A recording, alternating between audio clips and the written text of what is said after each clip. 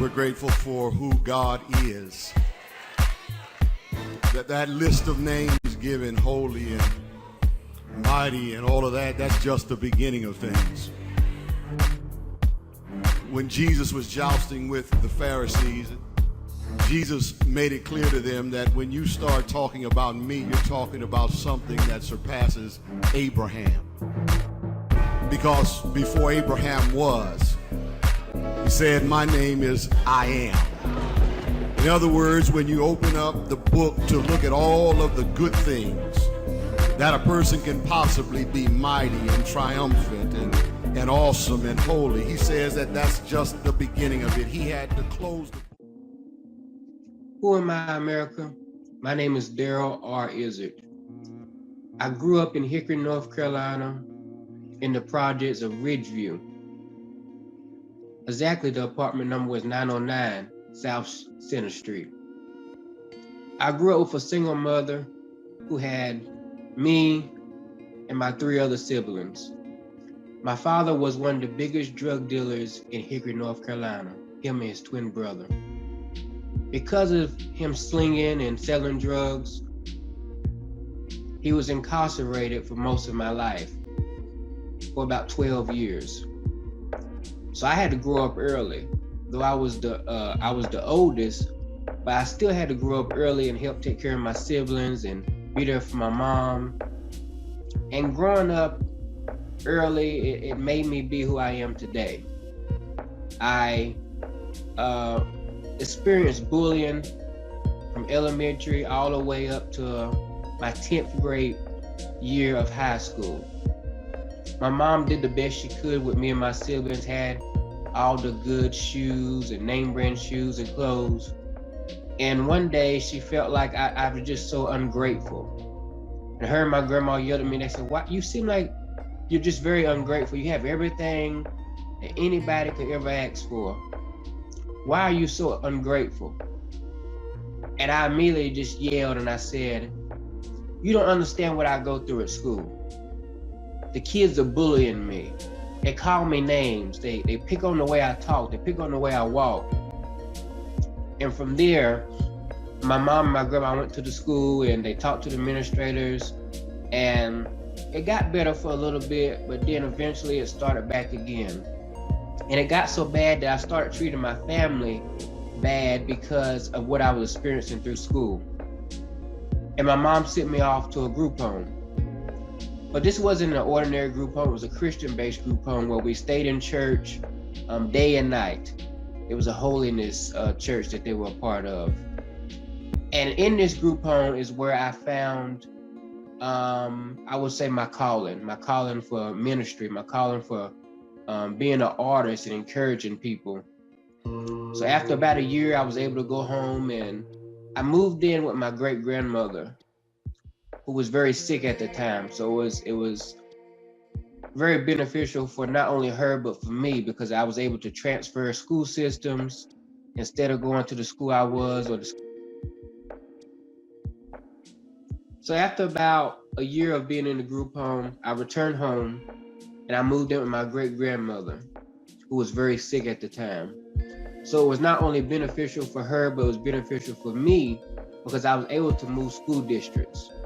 This school district, it seemed like I should have been there all along. There was no bullying. There was, seemed like the kids had a little bit more, the kids were a little bit more civilized, I would say. So I joined the choir, I joined the band, and got to experience traveling to New York and Disney World and all over singing.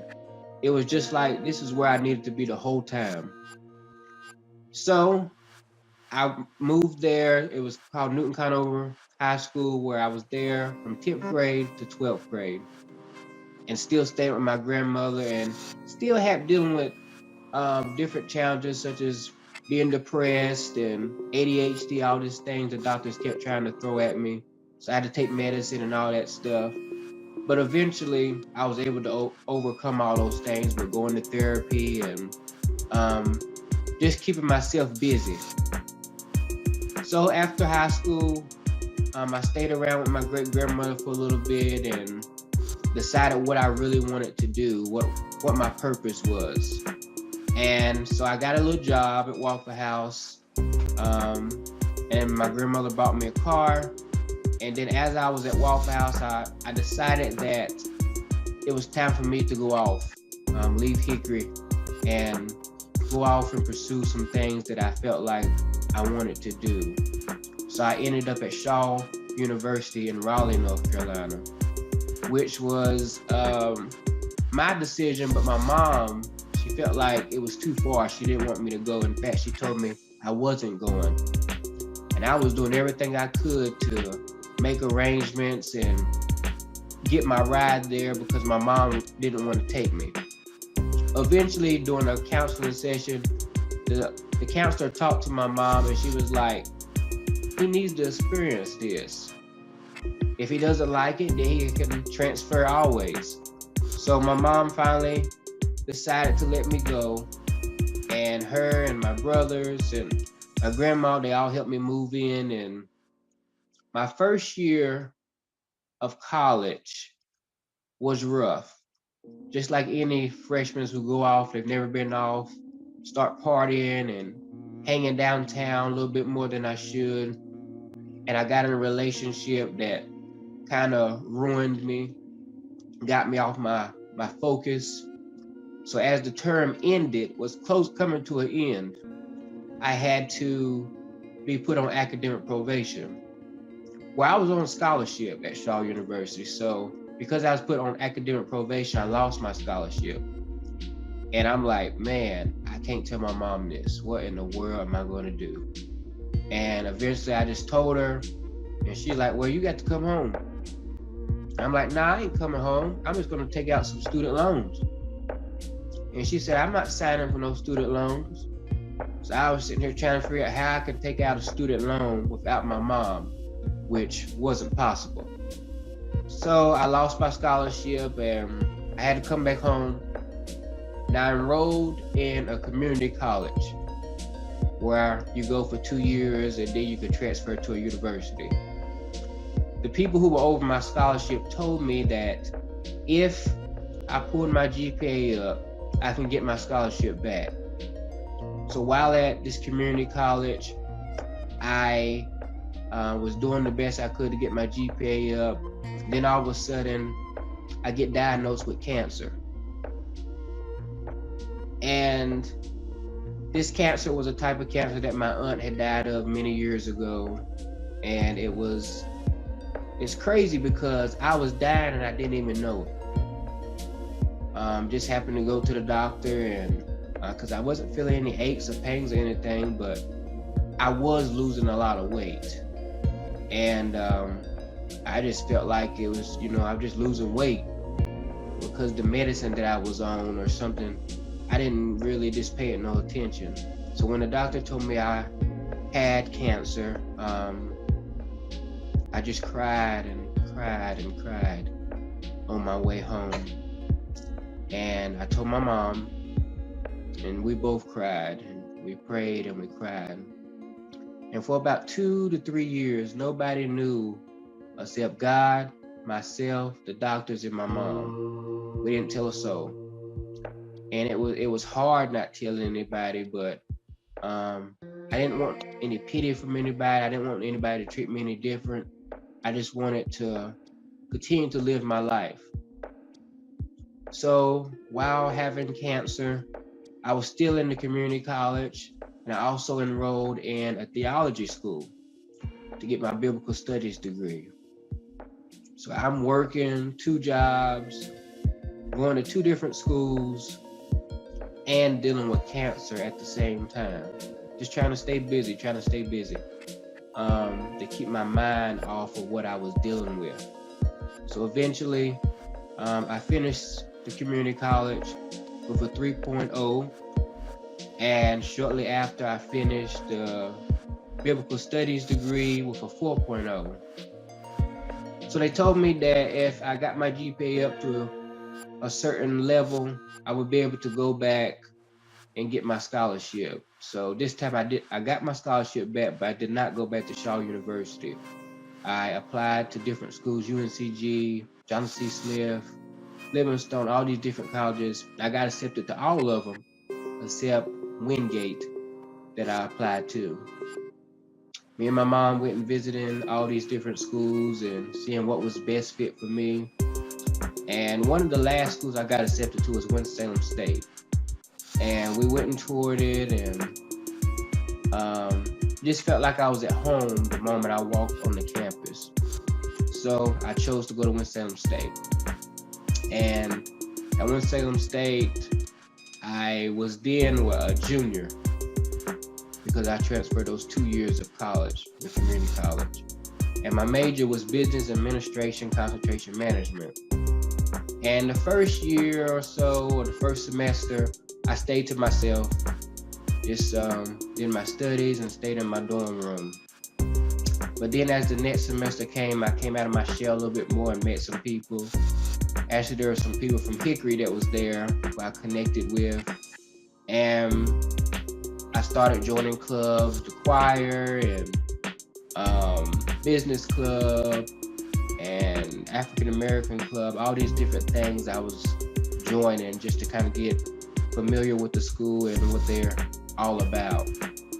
So eventually I joined a fraternity, Phi Beta Sigma Fraternity Incorporated, which was something that really helped me develop as a young man, older in my teen years, I would say. So just growing up in school and things, I didn't really have any guy friends or that brotherhood, I guess you would say. So this was something I was looking forward to having, where you have some brothers you can lean on and they can hold you accountable. And that's exactly what they did. We still talk to this day. It was 9 of us.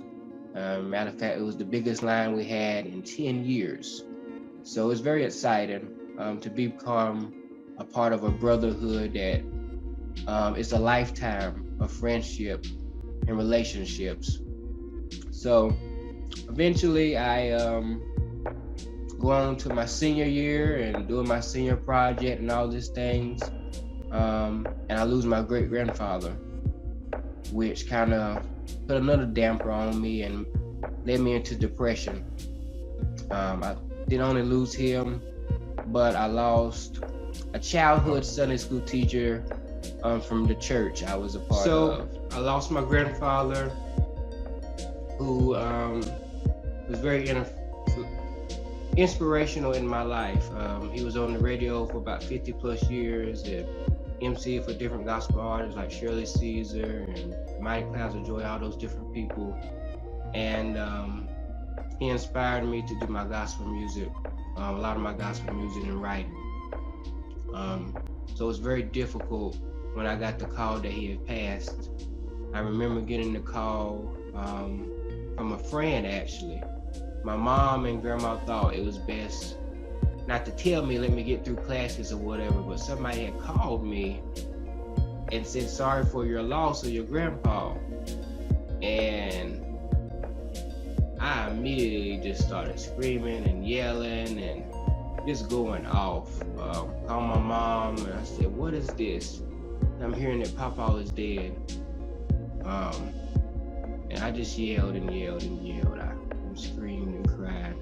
I remember a friend coming up the steps and giving me a hug and just trying to comfort me. So that led me into depression. I stayed in my dorm room probably for the next 2 weeks, not going to classes. And my grades went down, but eventually I was able to talk to my counselor, who I hadn't talked to since I've been in school, and it helped me get a little bit, I guess, get some comfort in knowing that my grandpa wouldn't want me to just stop going to classes. He would want me to continue on and finish the course. So I got back in the books and doing long night studies and things so I could get my grades up. And eventually I was able to continue and be successful. I ended it like in a 3.82, I would say, something like that. And during that, the pandemic came. So I wasn't able to graduate. I lost my job and had to stay home and do all these things online. So it was very difficult for us who graduated during the pandemic or were supposed to graduate. And that led me into depression a little bit as well. And then just trying to find a job right out of school. But during the pandemic, everybody was saying they want a hiring freeze, hiring freeze, hiring freeze. So I had to stay home, go back home and stay home a little bit and get another job at Bojangles just to make some money. And eventually I saw a job on LinkedIn and I applied, which was in Raleigh, North Carolina, as a HR associate, which was kind of what I was doing on the job I lost before the pandemic. And so I moved to Raleigh. My grandma and my mom and my siblings helped me once again to move to Raleigh. And all of a sudden, I moved to Raleigh and I'm on this job, and the pandemic gets worse. And they laid me off. And I'm like, okay, I done moved all the way to Raleigh. And don't know a soul down here. And you're gonna lay me off. And you knew I was moving here. It was very devastating and I did not know what I was going to do. In fact, it was rough. My mom and them, they didn't even know I lost my job. Luckily, I had a little part-time job that was helping me continue to pay my bills or whatever, but barely making it. Then I looked on LinkedIn again and I found another opportunity where I can apply kind of in the same field. And I applied and I got the job, and still today I'm still there. It's been an awesome experience, and just while doing all this, I began to start writing, just writing some of the things I went through and how I have overcame different things, the trials and the tribulations, many trials and tribulations, the ups and the downs, the losses, the bad relationships, dealing with the cancer at an early age. I thought I would put it all in a book and encourage people that no matter what you go through in life, you can make it. You can make it on top. God's grace will see you through. So all that is in this book that I wrote entitled Overcoming Opposition, and it's basically just trying to encourage people to keep on keeping on no matter what, because life is hard. Life is real hard, and people my age or younger, they're dealing with different things that our parents or our grandparents dealt with. It's very, I would say, it's some rougher stuff than what they dealt with. So it's easy to fall off balance and get unfocused, but we got to stay the course no matter what. So I'm hoping that when somebody reads this book, Overcome Opposition, that it will help them to get back on course and stay focused. And also that goes along with my new music single, Don't Give Up on God. Basically saying the same thing, don't give up no matter what you're going through, because God won't give up on you. It's both of these things came during a very difficult path in my life, because I lost my great-grandmother last year. So just putting a lot of tears and sweat and everything that I've been dealing with for the loss of her is in this book and in this song, Don't Give Up on God. My grandmother was my heart. I always tell my people I loved my mom, but my great-grandmother was truly my heart. So it's been very difficult navigating this life without her. But because of God's grace and the abilities He gave me to write, I thank God for that, just being able to write and put my thoughts down on paper or in music, and it's been helping me get through. I still have my bad days, but the music and the writing has really helped me get through. Yeah. So who am I, America? I'm Darrell R. IZARD, a recording artist, an author, a minister, motivational speaker, and it hasn't been easy. I had to go through some things, but as I said in my trial sermon, you have to go through a process to get to where you're trying to go in life. And my process was difficult. I had to go through a lot of ups and downs, but in the end, I think it's worth it. Even all the losses and all the gains and all the bad relationships, even the cancer, it was all a part of my process. So I could get to my purpose, to my destiny. So I encourage you, no matter what you're going through, to go through your process. No matter what it feels like, no matter what it looks like, no matter what those say about you, go through your process so you can reach your destiny. You can get my book, Overcoming Opposition, on Amazon, Barnes & Noble, any place where you get your book. And you can get my music on all digital platforms. Don't Give Up on God, Darrell R. Izard. And you can go to my website for booking or even prayer requests, or to see my schedule of what I may be doing at www.darrell, DARRELL, Izard, IZARD.com. And no matter what you do, just keep your